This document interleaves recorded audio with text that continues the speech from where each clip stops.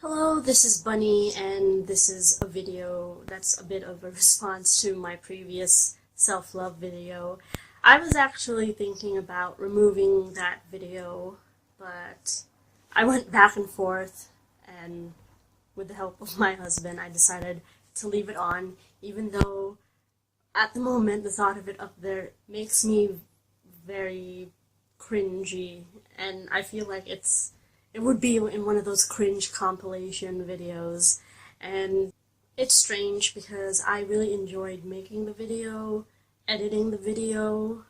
I didn't have a problem until I finished uploading the video, and I realized I didn't like the way my makeup looked. I didn't really have much makeup, just eyeliner. It was really close to my skin tone. It's brown, and I'm brown, but then the light makes things and the editing makes things more flushed out, so it looked so wrong.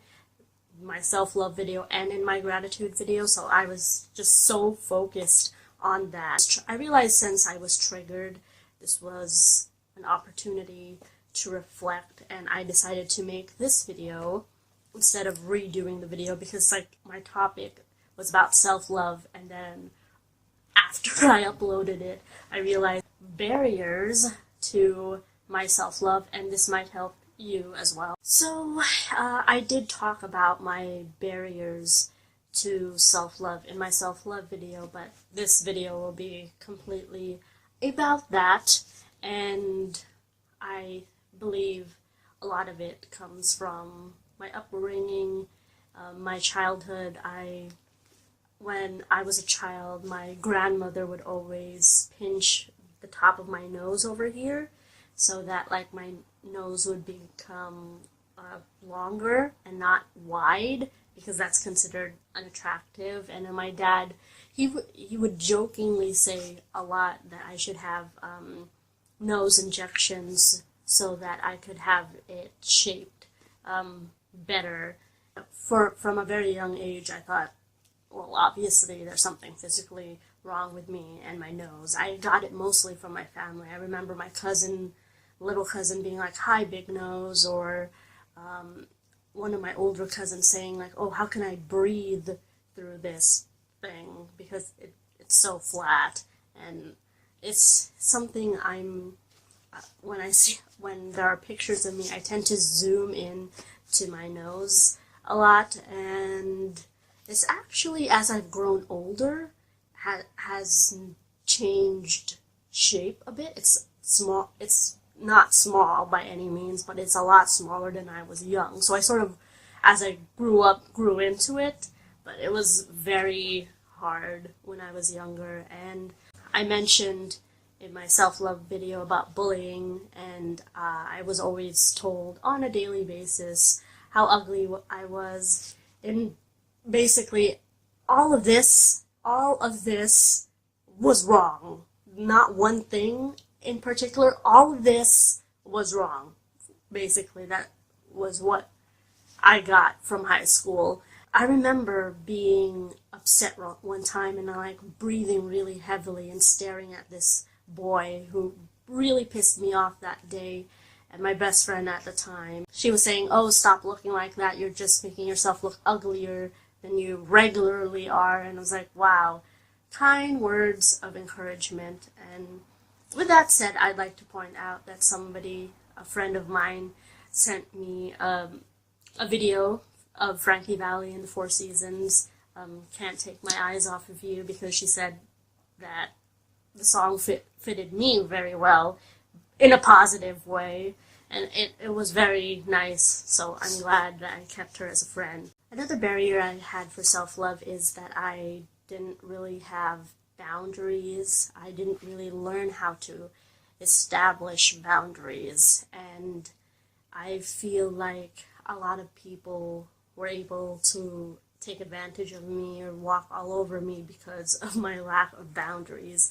And I could remember from a time when I was about 3 years old, and I got the chicken pox, and my mom would make me take off all of my clothes so she could show her friends that I had chicken pox on my vagina as well, because her friends would come over and be like, "Oh, she has chicken pox," and they'd ask, well, does she have chicken pox on her vagina? Because why would you ask that? What, I mean, I guess you would think that, but why would you ask to see that? Anyway, I guess because like I was a toddler and it wasn't a big deal. My mom told me to take my clothes off, and I said no, and she threatened to punish me if I didn't. So it was hard for me to say no. Ever since then, so because no wasn't really much of a thing, and it led to not so pleasant experiences, which I'll probably make another video on. But one of the biggest boundaries I have towards self-love is the association when somebody does something nice to you, you owe them. This is very prevalent in my family.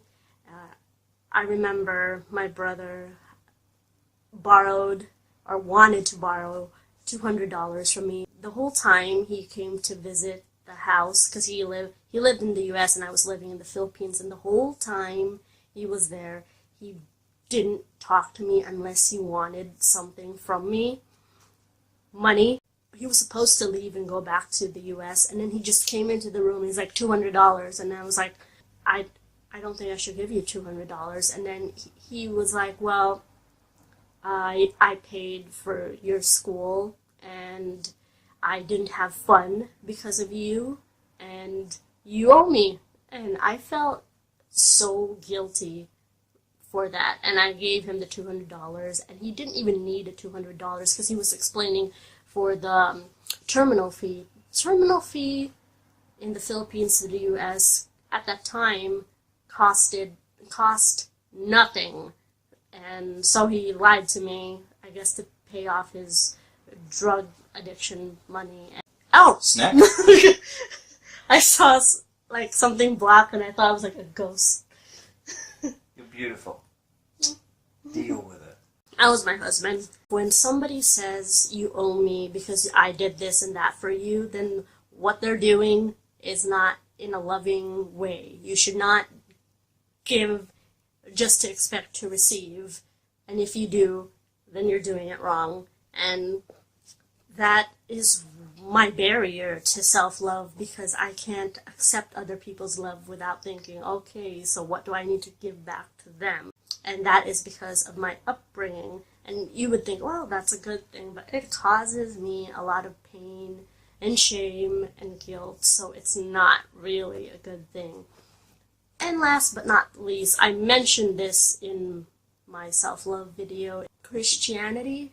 I know this is a very controversial topic, but my mother's side of the family is Catholic, my dad's side is Baptist, and a lot of the prayers and the songs in church, and I went to Catholic high school and university and a little bit of elementary school, and a lot of it is based on shame and guilt and trying to prove your worth in this life so you could prove to God that you deserve heaven. Really messed up if you think about it, because if a loving God, I don't think, would act the way God acts in the Christian stories, killing a bunch of people because he loves you. That sounds weirdly abusive, like, oh, they didn't do what I want, so I killed all of them.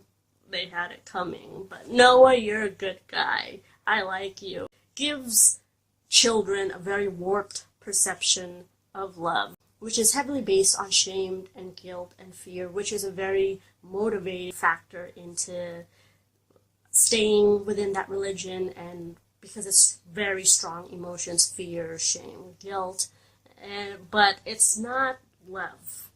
Fear, shame, and guilt does not resonate in the same frequency or the same radio station as love, and I am glad that I'm not a part of it, but I grew up with a lot of those messages to me, and it is very hard to cleanse myself of my own upbringing. I know there's no end of this road in this self-love journey. There's no, once you reach enlightenment, if you ever do and reach enlightenment, there's no like retirement, then there really is no point in life.